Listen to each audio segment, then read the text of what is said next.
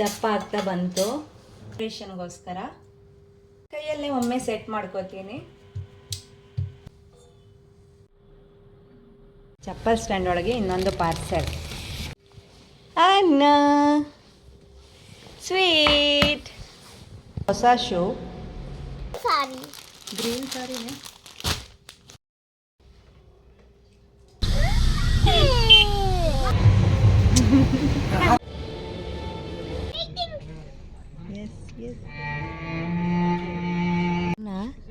ಹೆಂಗಿತ್ತು movie?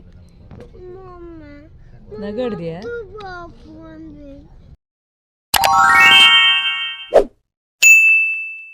Hello ನಮಸ್ತೆ, welcome back to our YouTube channel. So ಇವತ್ತಿನ ವಿಡಿಯೋ ಸ್ಟಾರ್ಟ್ ಮಾಡಿದ್ದೀನಿ.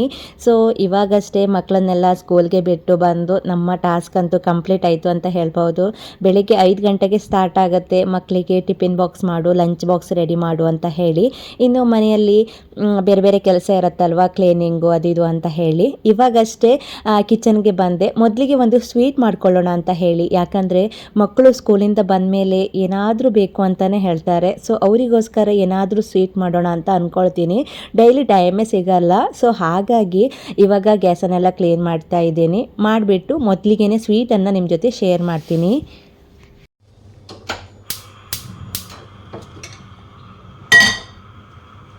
ಇವತ್ತೊಂದು ಸ್ವೀಟ್ ರೆಸಿಪಿನ ಶೇರ್ ಮಾಡ್ತಾ ಇದ್ದೆ. ಮಕ್ಕಳಿಗೆ ಸ್ಕೂಲಿಂದ ಬಿಟ್ಟು ಬಂದಮೇಲೆ ಏನಾದರೂ ತಿನ್ನಬೇಕು ಅಂತ ಇರುತ್ತೆ, ಏನಾದರೂ ಕೊಡು ಅಂತಲೇ ಇರ್ತಾರೆ. ಸೊ ಹಾಗಾಗಿ ಅವರಿಗೋಸ್ಕರ ಒಂದು ಸ್ವೀಟ್ ರೆಸಿಪಿನ ಮಾಡ್ತಾ ಇದ್ದೀನಿ. ಅದಕ್ಕಾಗಿ ನಾನಿಲ್ಲಿ ನಾರ್ಮಲಾಗಿ ನಾವು ಮನೆಯಲ್ಲಿ ಯಾವ ರೈಸಿಂದ ಅಡುಗೆ ಮಾಡ್ತೀವಿ ಆ ರೈಸನ್ನು ತೆಗೆದುಕೊಳ್ಬೋದು. ನಾನಿಲ್ಲಿ ವೈಟ್ ರೈಸನ್ನು ಯೂಸ್ ಮಾಡ್ತೀನಿ. ಸೊ ಹಾಗಾಗಿ ಇದರಲ್ಲಿ 1 ಕಪ್ ರೈಸನ್ನು ಒಂದು ಡ್ರೈ ಪಾತ್ರೆ ತೆಗೆದುಕೊಂಡಿದ್ದೆ. ಅಂದರೆ ಯಾವುದೇ ಆಯಿಲ್ ಗೀಲ್ ಏನು ಹಾಕಲಿಕ್ಕಿಲ್ಲ, ಡ್ರೈ ಆಗಿ ಇದನ್ನು ಹುರ್ಕೋಬೇಕು. ಇನ್ನು ಕಬ್ಬಿಣದ ಪಾತ್ರೆ ಆ ರೀತಿ ಎಲ್ಲ ಇದ್ದರೆ ತುಂಬ ಚೆನ್ನಾಗಿ ಹುರ್ಕೊಳ್ಳಿಕ್ಕಾಗತ್ತೆ. ನಾನಿಲ್ಲಿ ಈ ರೀತಿ ತವಾನ ತೆಗೆದುಕೊಂಡಿದ್ದೀನಿ.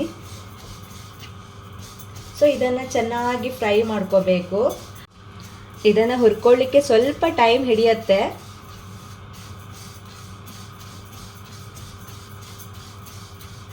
ಒಂದು ಹೆಲ್ದಿಯಾಗಿ ಮಾಡುವಂಥದ್ದು. ಸೊ ನೋಡುವ, ಎಂಡ್ ತನಕ ನೋಡಿ. ಈಸಿ ಆಗಿರುವಂಥದ್ದೇ, ಬಟ್ ಸ್ವಲ್ಪ ಟೈಮ್ ಹಿಡಿಬಹುದು. ನೋಡಿ, ಇಷ್ಟ ಆದರೆ ಲೈಕ್ ಮಾಡಿ, ಶೇರ್ ಮಾಡಿ, ಹಾಗೆ ಕಮೆಂಟ್ ಕೂಡ ಮಾಡಿ. 4 ರಿಂದ 5 ನಿಮಿಷ ಆಯಿತು. ಇವಾಗಲೂ ಹುರ್ಕೊಳ್ತಾನೆ ಇದ್ದೀನಿ. ಸೊ ನೋಡಿ, ಇವಾಗ ಕಲರ್ ಕೂಡ ಚೇಂಜ್ ಆಗಿದೆ. ಅಕ್ಕಿಯನ್ನು ಹುರಿತೀವಲ್ಲ, ಅಕ್ಕಿಯನ್ನು ಹುರಿದಾಗ ಒಂದು ಸ್ಮೆಲ್ ಬರುತ್ತಲ್ವಾ, ಎಷ್ಟು ಚೆನ್ನಾಗಿರುತ್ತೆ ಅಂದರೆ ನೋಡಿ. ಸೊ ಇವಾಗ ನೋಡಿ, ಕಲರ್ ಕೂಡ ಚೇಂಜ್ ಆಗಿತ್ತು. ಈ ಕಲರ್ ಬರೋ ತನಕ ಇದನ್ನು ಹುರ್ಕೋಬೇಕು. ಸೊ ಸಾಕಾಗುತ್ತೆ. ಇವಾಗ ಇದನ್ನು ಬಂದ್ ಮಾಡಿದ್ದೀನಿ. ಸೊ ಇವಾಗ ಇದು ತಣ್ಣಗಾಗಬೇಕು. ತಣ್ಣಗಾದ್ಮೇಲೆ ಇದನ್ನು ಒಂದು ಮಿಕ್ಸಿಗೆ ಹಾಕಿ ನುಣ್ಣಗೆ ಪೌಡರ್ ಮಾಡ್ಕೋತೀನಿ. ಸೊ ನೋಡಿ ಯಾವ ರೀತಿ ಸ್ಮೆಲ್ ಬರುತ್ತೆ ಅಂತ ಹೇಳಿದರೆ, ವಾವ್! ಅಕ್ಕಿ ಹುರಿದಾಗ ಎಷ್ಟು ಚೆನ್ನಾಗಿರುತ್ತೆ ಗೊತ್ತಾ. ಇದರಿಂದ ಹಲವಾರು ತಿಂಡಿ ಮಾಡ್ಕೋಬೋದು. ಇದನ್ನು ಬಾಯ್ಲ್ ಮಾಡಿ ಒಂದು ತಿಂಡಿ ಮಾಡ್ತಾರೆ. ಸೊ ಇದೇ ರೀತಿ ಹುರಿದ್ಬಿಟ್ಟು ಕುಕ್ಕರಲ್ಲಿ ಹಾಕಿ ನೆಕ್ಸ್ಟ್ ಟೈಮ್ ನಿಮಗೆ ಶೇರ್ ಮಾಡ್ತೀನಿ. ಸೊ ಬನ್ನಿ ಇವಾಗ ಸ್ವೀಟ್ ಮಾಡೋಣ. ಇದು ಸ್ವಲ್ಪ ತಣ್ಣಗಾಗಲು ಬಿಡ್ತೀನಿ. ತಣ್ಣಗಾದ್ಮೇಲೆ ಇದನ್ನು ಪೌಡರ್ ಮಾಡ್ಕೋತೀನಿ. ಬೇರೆ ಪ್ಲೇಟ್ಗೆ ಹಾಕ್ತೀನಿ, ಯಾಕಂದರೆ ಅದು ಕೂಡ ಬಿಸಿ ಇದೆ ಅಲ್ವಾ.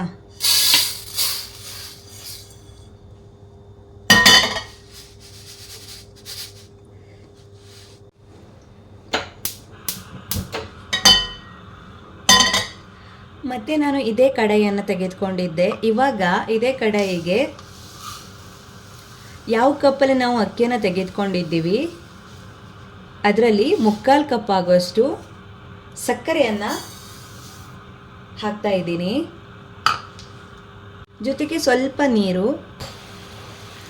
ಸೊ ಇವಾಗ ಇದನ್ನು ಕೂಡ ಚೆನ್ನಾಗಿ ನಾನು ಕುದಿಸ್ಕೋತೀನಿ. ಈಗ ಕಲರ್ ಕೂಡ ಚೇಂಜ್ ಆಗಬೇಕು, ಇದರ ಕಲರ್ ಕೂಡ ಚೇಂಜ್ ಆಗಬೇಕು.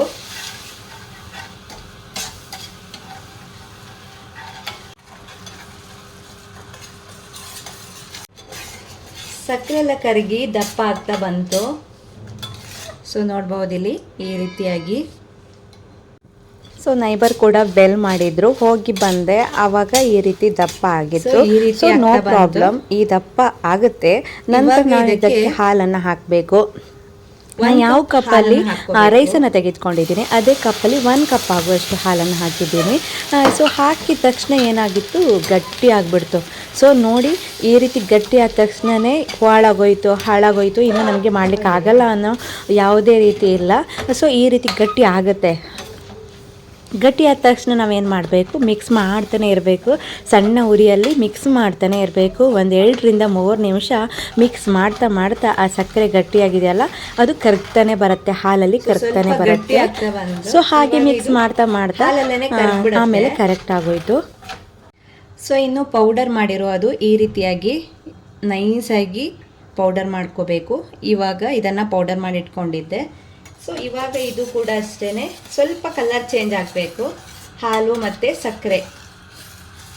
ಸೊ ಇವಿಷ್ಟು ಚೆನ್ನಾಗಿ ಇದನ್ನು ಸ್ವಲ್ಪ ಕಲರ್ ಚೇಂಜ್ ಆಗೋ ತನಕ ಕುದಿಸ್ಕೊಳ್ತೀನಿ.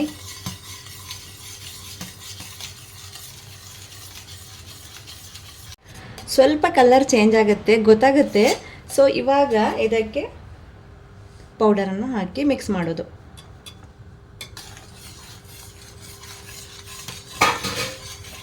ಸಣ್ಣ ಉರಿಯಲ್ಲಿ ಇದನ್ನು ಮಿಕ್ಸ್ ಮಾಡ್ತಾ ಇದ್ದೀನಿ.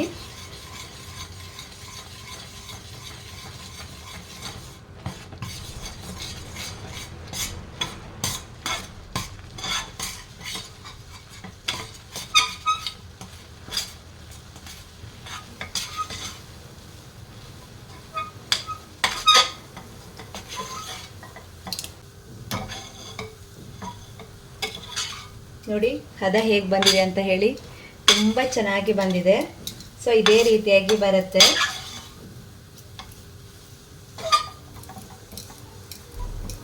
ಫ್ಲೇವರ್ಗೆ ನಾನಿಲ್ಲಿ ಸ್ವಲ್ಪ ಇಲಾಚಿ ಪೌಡರನ್ನು ಹಾಕ್ಕೊಳ್ತಾ ಇದ್ದೀನಿ.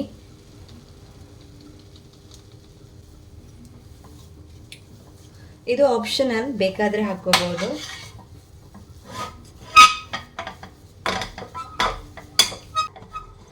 ಸೊ ಇವಾಗ ಒಂದು ಪ್ಲೇಟ್ಗೆ ಸರ್ವ್ ಮಾಡ್ತೀನಿ. ಸ್ವಲ್ಪ ತುಪ್ಪವನ್ನು ಹಾಕ್ತೀನಿ.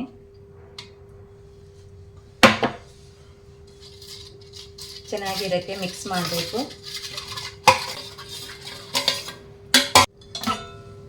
ಸೊ ಇವಾಗ ಇದಕ್ಕೆ ಸ್ವೀಟ್ಸನ್ನು ಹಾಕಿ ಸೆಟ್ ಮಾಡ್ಕೋತೀನಿ.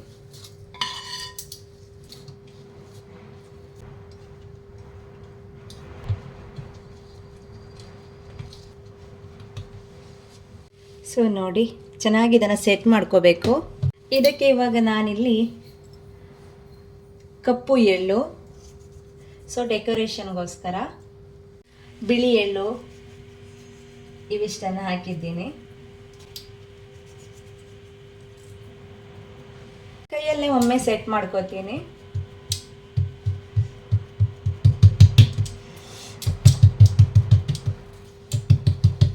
ಬಿಸಿ ಬಿಸಿ ಇದೆ. ಸೊ ಹಾಗಾಗಿ ಇವಾಗ ಇದನ್ನು ಕಟ್ ಮಾಡಿ ಶೇಪ್ ಮಾಡಿರ್ತೀನಿ.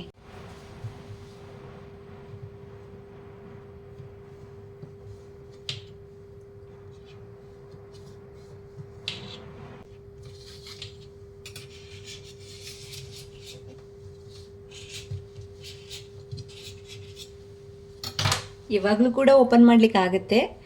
ಸ್ವಲ್ಪ ಬಿಸಿಯಾಗಿದೆ. ಆರ್ನ ಸ್ಕೂಲ್ಗೆ ಹೋಗಿದ್ಲಲ್ವ, ಇವಾಗ ಕರ್ಕೊಂಡು ಬರಲಿಕ್ಕೆ ಟೈಮ್ ಆಯಿತು. ಅವಳನ್ನು ಕರ್ಕೊಂಡು ಬಂದು ಇದನ್ನು ಓಪನ್ ಮಾಡಿ ತೋರಿಸ್ತೀನಿ. ತುಂಬಾ ಚೆನ್ನಾಗಿ ಬರುತ್ತೆ, ಟ್ರೈ ಮಾಡಿ. ಸೊ ಆರ್ನ ಬರೋದ್ರೊಳಗೆ ಇದನ್ನು ಒಂದು ಬಾಕ್ಸಲ್ಲಿ ಹಾಕಿ ಇಡೋಣ ಅಂತ ಹೇಳಿ, ಯಾಕಂದರೆ ಅವಳು ಬಂದಮೇಲೆ ಸೊ ಕಟ್ ಮಾಡ್ಬೋದಿತ್ತು. ಕಟ್ ಮಾಡಿ ಇಟ್ಟಿದ್ರೆ ತುಂಬ ಚೆನ್ನಾಗಿರುತ್ತೆ ನೋಡಲಿಕ್ಕೆ. ಸೊ ಹಾಗಾಗಿ ಇವಾಗ ಮತ್ತೆ ಪುನಃ ಬಂದು ಇದನ್ನು ತೆಗಿತಾ ಇದ್ದೀನಿ. ಸೊ ಆಲ್ರೆಡಿ ಕಟ್ ಮಾಡಿದ್ನಲ್ವ, ತುಂಬ ಚೆನ್ನಾಗಿ ಬಂದಿದೆ ಆಯಿತಾ. ಬಾಯಲ್ಲಿ ಇಟ್ಕೊಂಡ್ರೆ ಕರ್ಗ್ಬಿಡುತ್ತೆ, ತಿನ್ನೋದೇ ಬೇಡ, ಬಾಯಲ್ಲಿ ಇಟ್ಕೊಂಡ್ರೆ ಕರ್ಗ್ಬಿಡುತ್ತೆ ಆ ಥರ.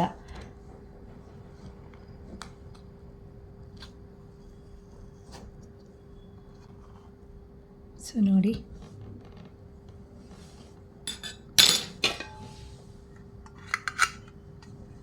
ತುಂಬ ಚೆನ್ನಾಗಿ ಬಂದಿದೆ ನೋಡಿ.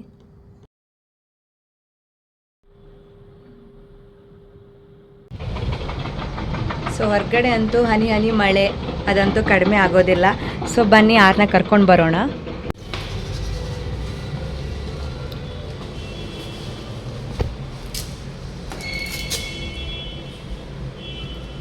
ಆರ್ನಂದು ಹೊಸ ಶೂ ನಿನ್ನೆ ವಿಡಿಯೋದಲ್ಲಿ ಹೇಳಿದ್ಲಲ್ಲ, ಮಿಂತ್ರದಲ್ಲಿ ಇದು ಆರ್ಡರ್ ಮಾಡಿರೋದು. ಆರ್ನ ಫೇವ್ರೆಟ್ ಶೂ.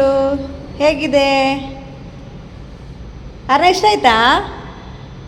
ಚಪ್ಪಲ್ ಸ್ಟ್ಯಾಂಡ್ ಒಳಗೆ ಇನ್ನೊಂದು ಪಾರ್ಸೆಲ್. ಅದು ಸಾರಿ. ಓಕೆ ಅನ್ನ ಸ್ವೀಟ್ ಹೇಗಿದೆ? ಹೆಂಗಿತ್ತ? ಗ್ರೀನ್ ಸಾರಿ. ಗ್ರೀನ್ ಸಾರಿನೇ ಪರ್ಪಲ್ ಗ್ರೀನ್ ಸಾರಿ. ಚೆನ್ನಾಗಿತ್ತಾ? ಬಟ್ ಅದರಲ್ಲಿ ಒಂದು ಗ್ರೀನ್ ಇದೆ, ಇದರಲ್ಲಿ ಒಂದು ಗ್ರೀನ್ ಇದೆ ಅಪ್ಪ. ಮಮ್ಮಿ ಡಿಫ್ರೆಂಟ್ ಇದೆ. ಡಿಫ್ರೆಂಟ್ ಚೆನ್ನಾಗಿದೆ. ಚೆನ್ನಾಗಿ ಸಾಫ್ಟ್ ಇದೆ. ಸಾಫ್ಟ್ ಇದೆ ಅಲ್ಲ ನಾವು? ಚೆನ್ನಾಗಿದೆ. ಪಕ್ಕದ ಮನೆ ಆಂಟಿ ಕೇಳುವಾ? ನಾನು ವರಮಹಾಲಕ್ಷ್ಮಿ ಹಬ್ಬಕ್ಕೆ ಅಂತ ಸ್ಯಾರಿನೆಲ್ಲ ಸರ್ಚ್ ಮಾಡ್ತಾ ಇದ್ದೆ. ಇನ್ನೂ ಒಂದು ವಾರ ಇದೆ ಅಷ್ಟೇ, ಎಲ್ಲವನ್ನು ರೆಡಿ ಮಾಡ್ಕೋಬೇಕು. ಅದಕ್ಕಾಗಿ ಸೀರೆನೆಲ್ಲ ಸರ್ಚ್ ಮಾಡ್ತಾ ಇದ್ದೆ. ಎಲ್ಲೂ ಕೂಡ ನನಗೆ ಇಷ್ಟವಾಗಿರುವಂಥ ಸ್ಯಾರಿ ಸಿಗಲೇ ಇಲ್ಲ. ಸೊ ಹಾಗಾಗಿ ಮಿಂತ್ರದಲ್ಲಿ ಒಂದು ಆರ್ಡರ್ ಮಾಡಿದ್ದೆ. ಆರ್ಡರ್ ಮಾಡಬೇಕಾದ್ರೆ ಅದು ಬಂದು ಕಾಟನ್ ಸಿಲ್ಕ್ ಸೀರೆ ಆಗಿತ್ತು. ಬಟ್ ಇಲ್ಲಿ ಬಂದು ನೋಡಿದರೆ ಸ್ವಲ್ಪ ಚೆನ್ನಾಗಿರಲಿಲ್ಲ. ಸೊ ಪಕ್ಕದ ಮನೆಯವರಿಗೆ ಕೇಳಿದ್ದೆ, ಬಟ್ ಅವರು ಚೆನ್ನಾಗಿಲ್ಲ ಅಂತ ಕೂಡ ಹೇಳಿದರು. ಸೊ ಹಾಗಾಗಿ ಅದನ್ನು ರಿಟರ್ನ್ ಕೂಡ ಮಾಡಿದೆ. ಯಾಕಂದರೆ ಅದು ಅಷ್ಟೊಂದೇನು ಚೆನ್ನಾಗಿರಲಿಲ್ಲ. ತುಂಬಾ ತೆಳುವಾಗಿತ್ತು ಕೂಡ, ಕಾಟನ್ ಜಾಸ್ತಿನೇ ಇತ್ತು, ಮಿಕ್ಸ್ ಆಗಿತ್ತು.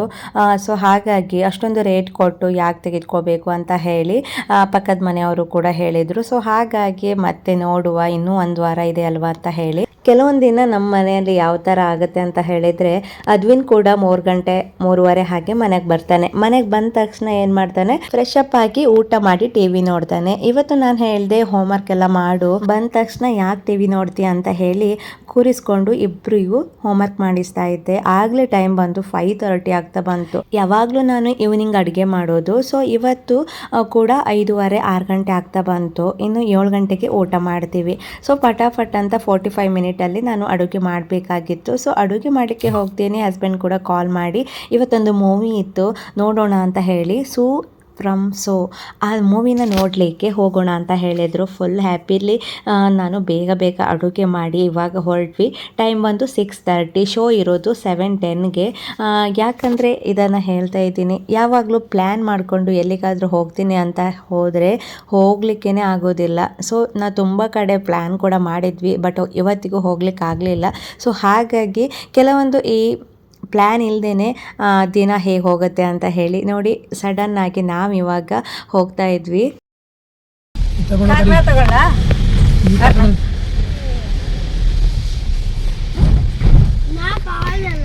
ಬಾಯಿ ಫೋಟೋ ಕಣ ಅಜ್ಜಿ ಕಳ್ಸು. ಬಾರಿ ಬ್ಯಾಗಿಗೆ ಅಜ್ಜಿ ಕಳ್ಸುದಾ ನಿನ್ನ ಬಾಯಿನ?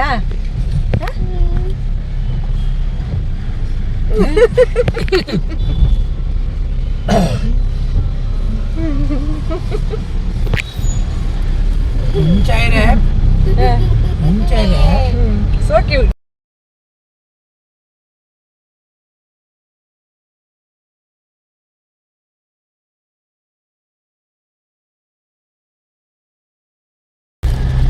ಎಕ್ಸ್ಪೆಕ್ಟ್ ಇದ್ದಲ್ಲ, ಎಲ್ಲಿಗೂ ಹಾಕೋಕ್ಕಾಗ್ಲೇ ಇದ್ದಿದ್ದ. ಇವತ್ತು ಎಕ್ಸ್ಪೆಕ್ಟೇ ಇಲ್ಲ.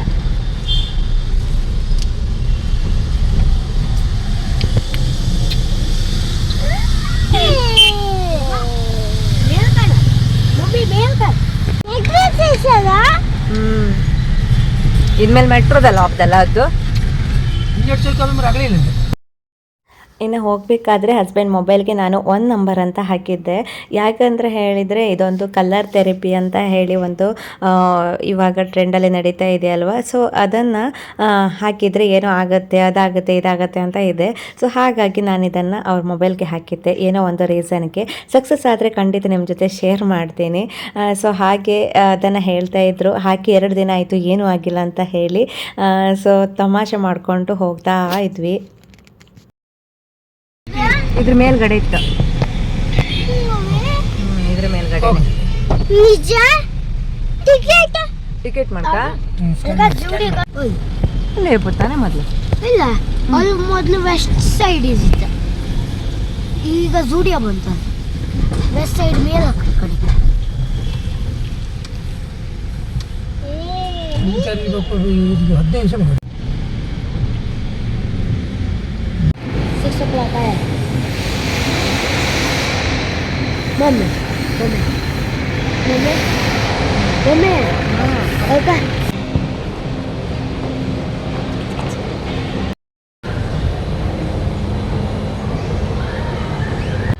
ಯಾರು ಫೋನ್ ಬಂತ?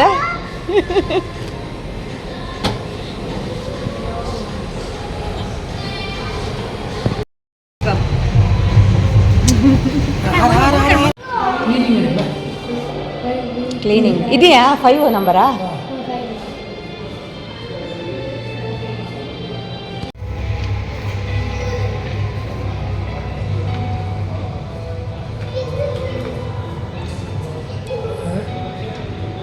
ಕೊಡ್ಸಿ.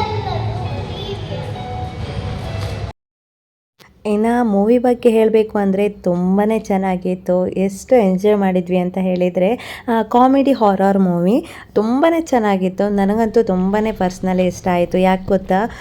ಸೊ ತುಂಬ ಕಾಮಿಡಿ ಇತ್ತು, ಜೊತೆಗೆ ಸ್ಟೋರಿ ಏನೂ ಇರಲಿಲ್ಲ.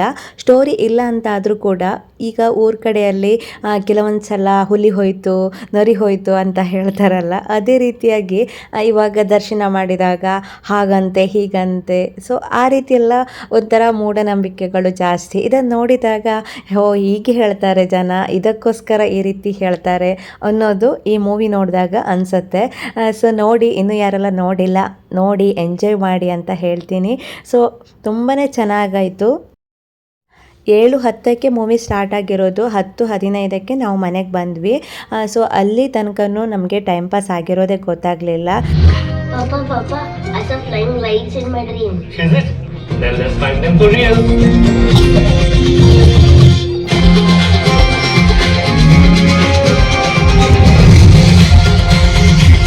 That's